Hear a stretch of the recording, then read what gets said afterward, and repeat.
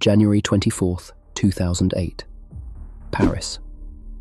Before sunrise, emergency meetings take over the headquarters of Société Générale, one of the biggest banks in Europe. Executives are pale, phones are ringing non-stop, and a number keeps being whispered through the halls: $6.9 billion. The largest trading loss ever caused by a single person.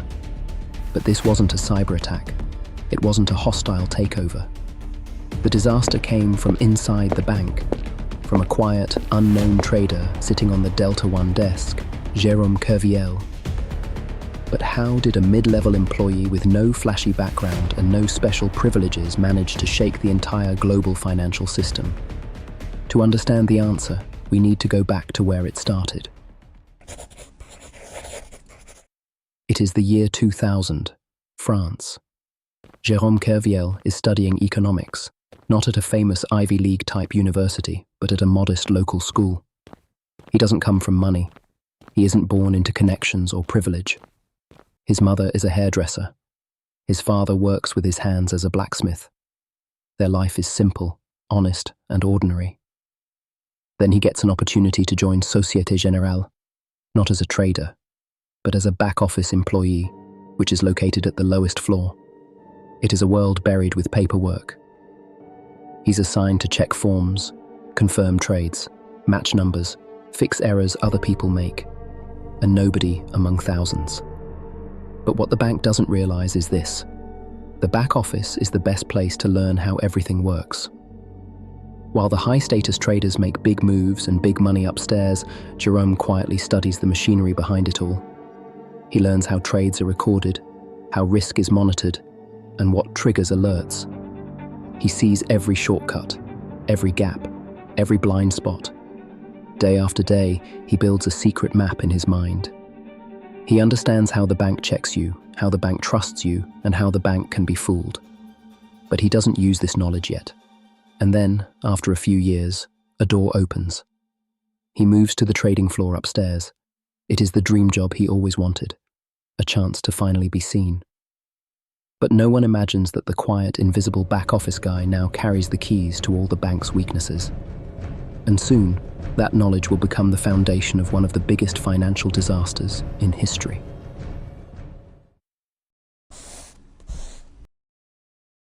Jerome steps onto the trading floor, and everything is different. The room is loud, fast, intense, screens everywhere, people shouting orders. But Jerome, he's still a nobody. He is given tiny limits, small responsibilities, and no trust. Everyone around him is competing. Everyone is hungry. Everyone wants to make millions for the bank. And Jerome wants to prove he belongs. So he starts taking risks, small ones, hidden ones. He makes trades buried under fake hedges, positions tucked away where no one looks. And then, he wins again and again. His desk starts making more and more money. His managers are happy. He starts to get praise from his peers, but no one asks questions. So he pushes further and further. Hundreds of millions become billions. Hidden trades become massive positions. He knows exactly which alarms to avoid, exactly how to fool the system. He becomes one of the biggest players on the floor, but only in the shadows. But how long can one man hide a financial time bomb worth tens of billions before it explodes?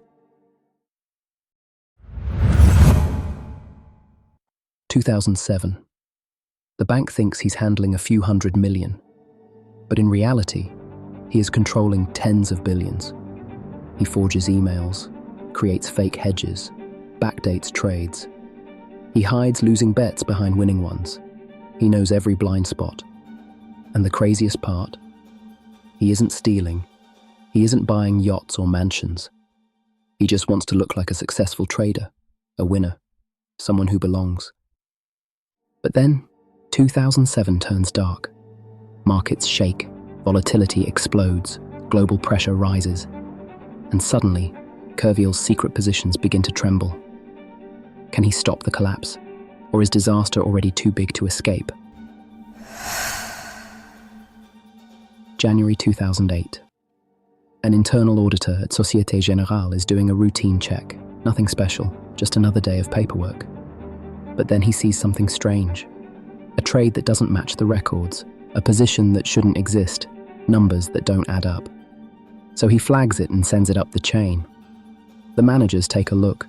At first, they assume it's a mistake, a technical glitch. But the more they look, the more impossible things they find. They start pulling on the thread. And suddenly, Jérôme Kerviel's hidden world begins to unravel. They find forged emails, fake trades, backdated orders, complex hedges that don't actually hedge anything. Every file they open leads to another lie. Every answer leads to a bigger question. At first, the bank thinks the exposure is small, maybe 1 or 2 billion euros. Annoying, but manageable. Then they dig deeper. 2 billion becomes 4 billion. 4 becomes 10. 10 becomes 20. And then the horrifying truth hits. Kerviel is secretly sitting on over 50 billion euros worth of market positions.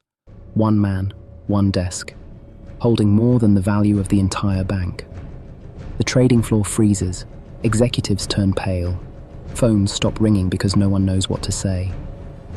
They have no choice now. They must unwind the positions immediately. But there's a problem. The markets are already collapsing in early 2008. Every second they wait, the losses grow. Every trade they unwind pushes prices further against them. But they have no choice but to dump billions into a falling market. And the market crushes them for it. When the dust settles, Société Générale has lost $6.9 billion, the largest rogue trading loss in financial history. The world explodes with headlines.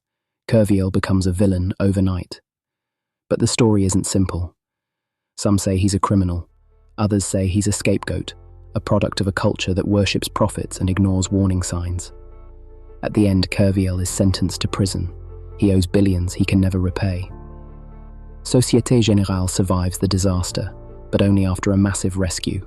Their reputation nearly collapses. Trust in the bank is shattered. The financial world is shaken to its core. Years later, the debate continues. Was Jérôme Kerviel a mastermind, or a victim of a toxic banking culture?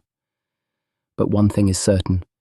He changed the way banks view risk forever, because he proved that sometimes the most dangerous man in finance is not the CEO, not the billionaire, but the invisible trader sitting quietly in the corner, holding billions in his hands.